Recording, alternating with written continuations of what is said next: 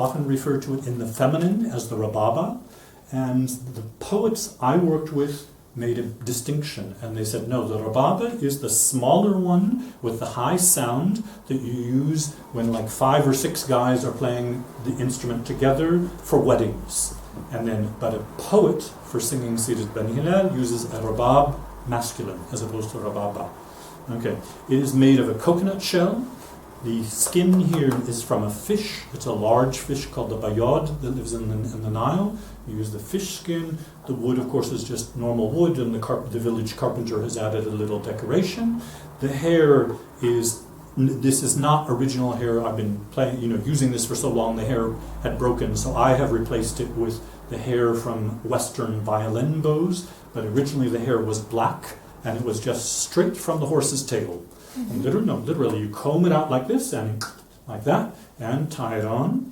The bow is very basic, and one of the interesting things is you can see that it doesn't have enough tension, and so you have to stick your hand in and go like that. And I can tell you, the first time you hold this bow for half an hour like that, your hand then comes out, sort of like this. And then I have to... So that's one of the interesting aspects. The little piece of wood here, the bridge, as we call it on a musical instrument, is actually the inside of a willow branch, soft. So it's just a small piece of light wood. It can't be hardwood, because the hardwood will, first of all, it will break the skin, and it should have a little bit of bounce. One of the best pieces of advice that my master poet gave to me, he said, so Dwight, well actually they called me Adil because Dwight was impossible. So Adil, if you are ever in a performance and you lose your bridge, the Kaab, right? What you do is you look out in the audience and you find an effendi. Right? So you have to find a rich man, an effendi, and you ask him for a cigarette. Why? Because he will be smoking filter cigarettes, and everybody else will not. So you ask him for the cigarette, you break off the filter, and you stick that in your rabab, and you'll get it through the performance. And then you go out and cut some more wood and do that sort of.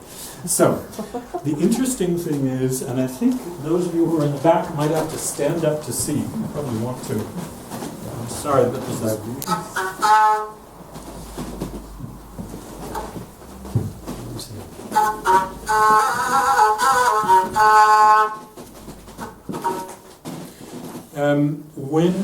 When we're doing a private gathering in someone's home, a sahra, right, as opposed to a wedding, there is an etiquette towards about how a performance begins. And that is basically anyone, once the performance starts, any male from the village is welcome to come, just to basically walk in the door, say hello, and sit down and join the performance. But the poet arrives at this, and everybody knows, at so-and-so's house there's going to be a sahra, and the such and such a poet is going to sing. So the poet arrives first. And the reason the poet arrives first is so that the host can basically give him a cup of tea, give him cigarettes, give him food if he wants food, be hospitable. He can't afford to invite the entire village, but this is for the poet. So the question is, now the poet is ready to perform. What do we do to tell the neighborhood that the performance is about to start? And so he starts by playing just instrumental music with no singing. And this is the signal to everybody. People are sort of waiting around in the alleyway. The music starts. That means, okay, now we can go in. And so we go and of course in Egypt, as in many places in the Arab world, if you enter a room and there are other people, you go around and shake hands with every single person who's there. So you can't have this happening when he's singing the story. So he plays instrumental music until basically everyone has arrived and taken their seat. Well, then the next thing that has to happen is, because the epic is so long, the poet has to tell the audience where we are in the story. Right? This is the story of X. We are in here, this place. This person has just arrived from here. He has to set the scene. And the way he does this is he does it in rhymed prose, in sajja, for those who speak Arabic. So he does it in rhymed prose, and if you listen, you will hear the rhymes. And then he begins to sing. But when he sings, he can only do it at one moment. It has to be a quotation from a person. he has to say something like, and so said, right? And that's when the music is the opening of the quotation marks, and he sings, and that is actually somebody's words. Once he starts singing, then he can do everything. He can do monologue, dialogue, description, narration, all of that can happen, but he cannot do, the way he starts singing is always such and such happened, and so said the following words. Listen to his words, and then he starts to sing. So this is what I'm going to do. I'm going to play instrumental music first, and we'll pretend that all the neighbors are coming and sitting down and shaking hands, etc. And then I'll stop, and then I will give you a little introduction about a paragraph in Arabic that will tell you where we are in the story, and then I will just sing a few verses of the actual poetry. And now I have to go to my hard drive and find the file that says Singing Arabic. Okay.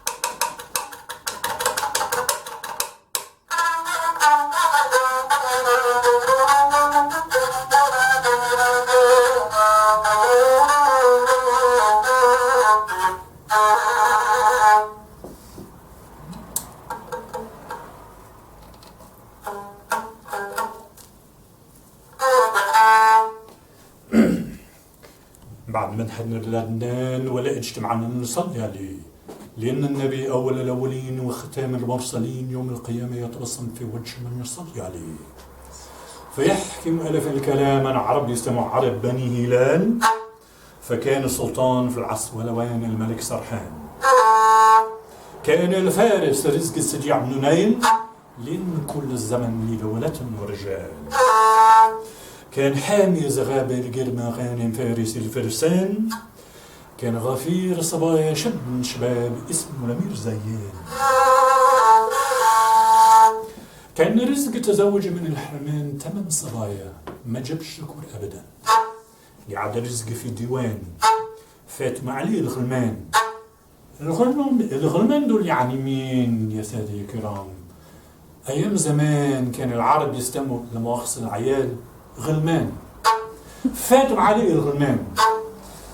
قام عصرت عانيه نفسه من عدم ذكرى الصبيان، قعد رزق ينشد كلام على عدم ذكرى الصبي، كلام تسمع إليه وعاشت جمال النبي قطر صلاته عليه.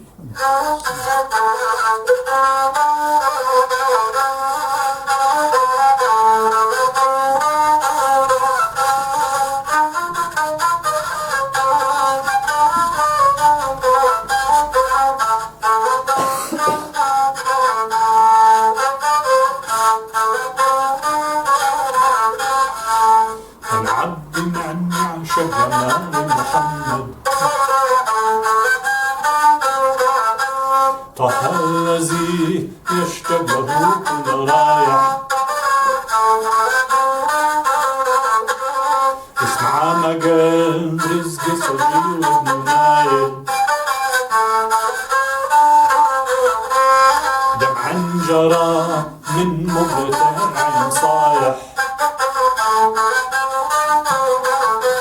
أحن الدنيا والدهر والزمن كل ما شفته بالعين رايح، عم بشوف الأيام يوما يسرني اللي يجيبه قبل شحايا، يا بين صالحني كيف أنا فعلت اليوم كل سلاحي وبالأضرار،